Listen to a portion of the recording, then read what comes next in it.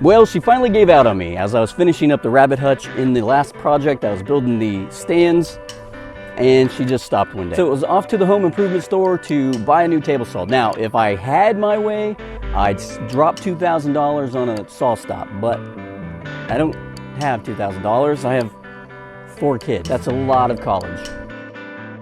All right, so let's open up this new box and see what we're looking at. This is the Porter Cable Jobsite table saw, model number PCB222TS. Here on top, we seem to have the owner's manual. That looks to be the blade guard.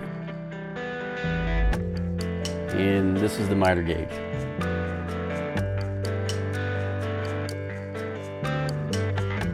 Let me see what's in here. Looks like I need some scissors. These look to be the hand wheels to raise and lower the blade, as well as the angle adjustment. These are the wrenches to change the blades, and the rest of this just looks like screws, nuts, and bolts for the assembly of the stand.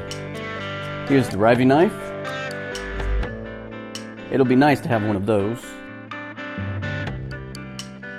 Obviously, the rip fence. A few more items over here. Looks like the push stick, insert, and anti-kickback paws. All right, let me remove this styrofoam. It looks like it's caught on something over here.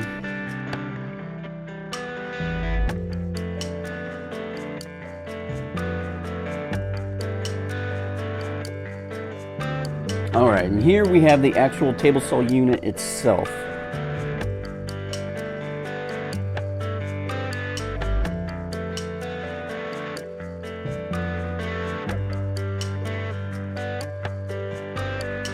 I'll set that aside, take a closer look at that in just a moment. This looks to be the roll-around stand.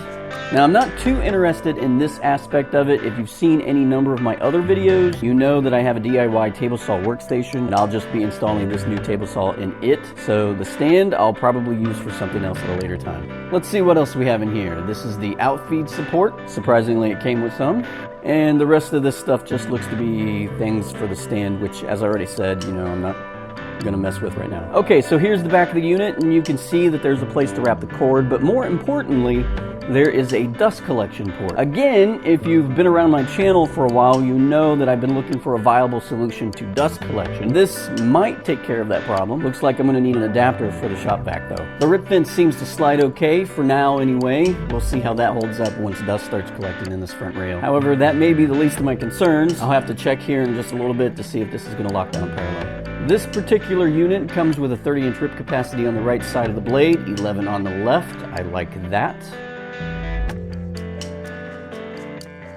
All right, let me install these hand wheels, that way I can check them.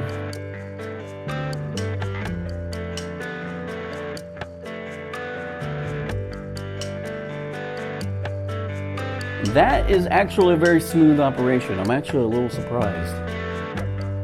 You can see on the side here the spot for extra blade storage.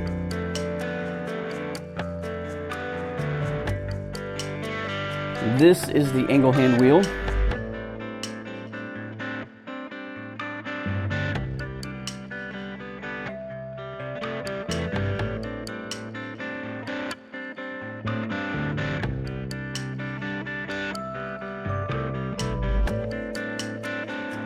All right, let's set this up.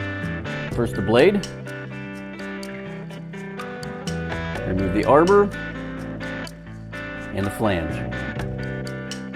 This probably falls under the common sense category, but when installing a blade, I always reference what direction the teeth go. They should point towards me if I'm standing in front of the saw like I am now. I never go by the writing on the side of the blade because some manufacturers will change that up.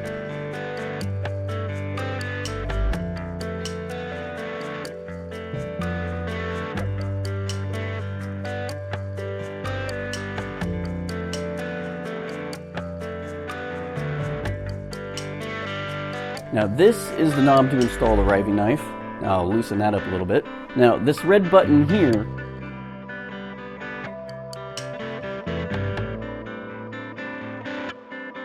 If I press this in, it will allow me to insert the knife. Then I can tighten that up. Now the alignment on my unit was a little off, and after making a few test cuts, I felt it was best if I made a few small adjustments on that. So I flipped the blade to 45 degrees, and there are these two larger lock screws, then there are some smaller set screws. So if I loosen these larger ones up first, that will allow me to adjust the smaller ones.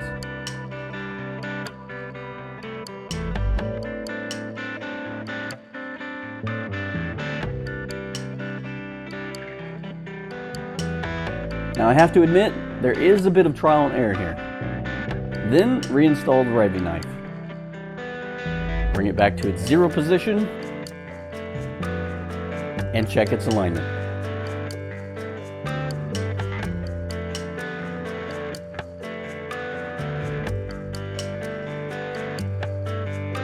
The table saw insert can be adjusted or leveled, whatever you want to call it, by these 4 set screws.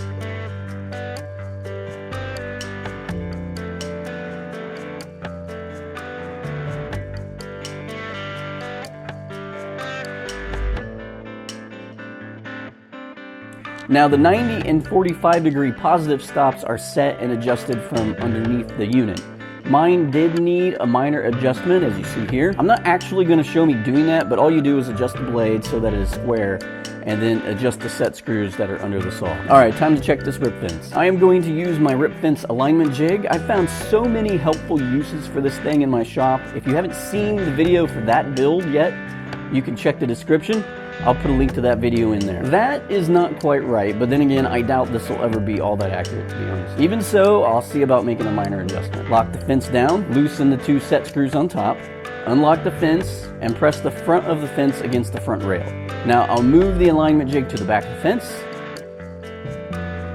then tighten the 2 set screws. Now, I debated whether or not I was even going to show this procedure because at the end of it, I found it didn't even make a difference. It still doesn't lock down parallel. To be honest, I'm not entirely surprised about that. So, like, I'll still be getting some use out of this Fence Alignment Jig. The unit also came with some outfeed support, about 15 inches worth. Nice. I'll probably opt to just put my outfeed support back on the workstation. I'll have to make a few adjustments to it, but I think it'll work. So what I need to do is build a new top for the workstation. I've decided to go flush with the top of the table saw, which ironically is actually how I had the unit in the first place. If you watch the very first video that I uploaded to YouTube, which is the DIY table saw workstation part 1, you'll actually get to see how I originally built the workstation before I did all of the upgrades. I do need to make a few modifications to the workstation in order to get the new table saw in it, but I think it'll work. Visit me at simplyeasydiy.com. Find me on Facebook and Pinterest. Until then.